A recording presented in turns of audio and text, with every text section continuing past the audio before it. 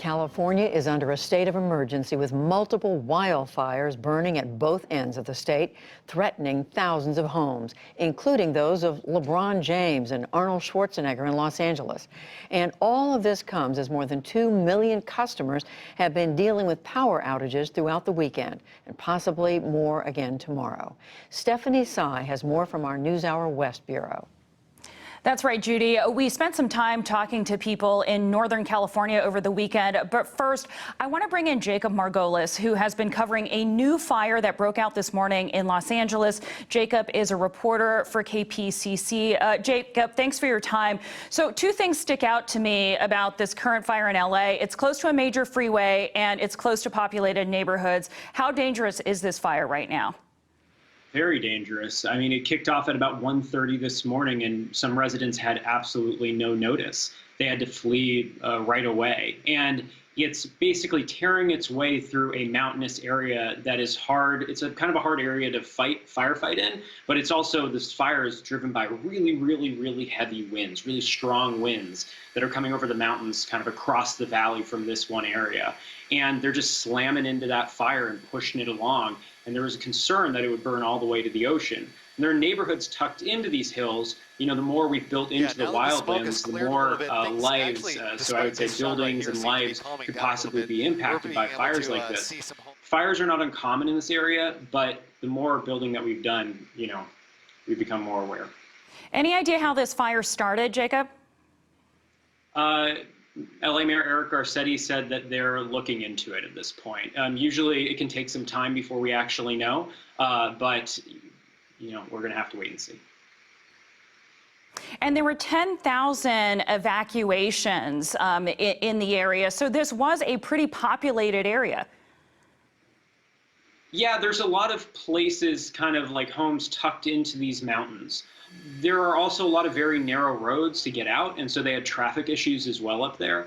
You know, I actually stood on a trail overlooking this area recently, and I was thinking to myself, oh, this area is primed to burn, because there is a lot of brush up there. There's a lot, even though we've had a lot of fires here, you can tell the areas that are like kind of ready to go, because a lot of the native vegetation is pretty lush. And we had a really, really, really wet year this past year, and then just like dryness. And so everything was kind of ready to go, especially since it's so dry by the time we hit October. Hopefully our rainy season comes along soon. That would be really wonderful.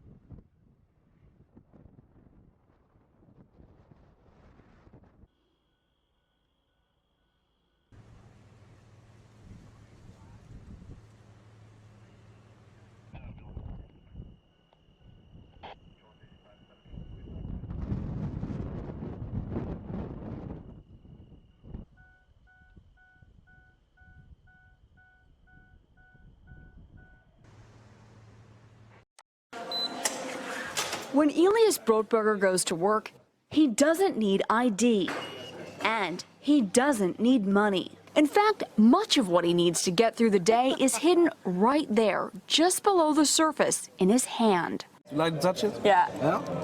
Oh, weird. Yeah, it's like a grain of rice. Yeah, a grain of rice. Embedded in his hand is a microchip that serves as his keys, his ID, and his wallet. Yeah, it's all in chip, so I use it like to get around the building. Buy snacks. Yeah, exactly. Let's buy some snacks. Exactly. So I can't open it. No. Okay. So what I need to do is I need to first blip my chip, and it will log me in, and from there I get access to the fridge. Popular TV shows like Black Mirror have imagined chips as part of a dystopian future. Install in-grain procedure with local anesthetic and you're good to go. In Sweden, the microchips are already here. The microchip implants use the same technology that's in contactless credit cards, which have made cash pretty much obsolete in Sweden. No cash. At this tech fair, a chipping event for those on the cutting edge, merging their hands with this new technology. I thought it would be fun, right? The process is simple and swift. A pinch of the skin, and in a matter of seconds, the chip is inserted. The transformation is complete. As for the pain, I barely felt it. But even in this nation of early adopters, not everyone is racing to get chipped. Feel less human. I will feel like a robot. I mean, it's so much more data can go into this, when it's in your body. There's no central registry tracking how many people are chipped, but biohacker Hannes Wellblood estimates between 5,000 and 10,000. In the future, do you think everyone is going to be chipped? I think it'll be voluntary, but I am certainly convinced that millions of people will find it very, very valuable to have a smart device under their skin. Human microchipping may be our future, but in Sweden, it's already reality. Sarah Harmon, NBC News, Stockholm. Donald Trump ordered US troops out of Syria a couple of weeks ago, but then he remembered. Trump and the truth, close in the dictionary, but only occasional acquaintances in real life. Then he goes and drops a bomb. Not the normal American type of bomb, but a truth bomb.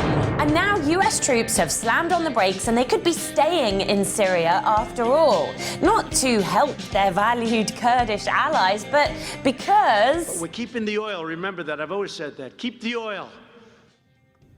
Did he just... Did he? We want to keep the oil. $45 million a month, keep the oil.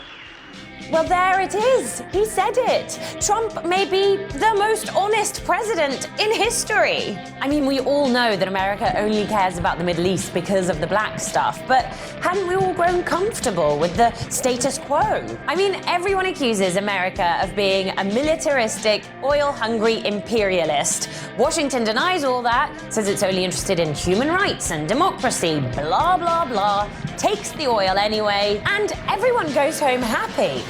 Now that Trump's admitted it, what do we do now?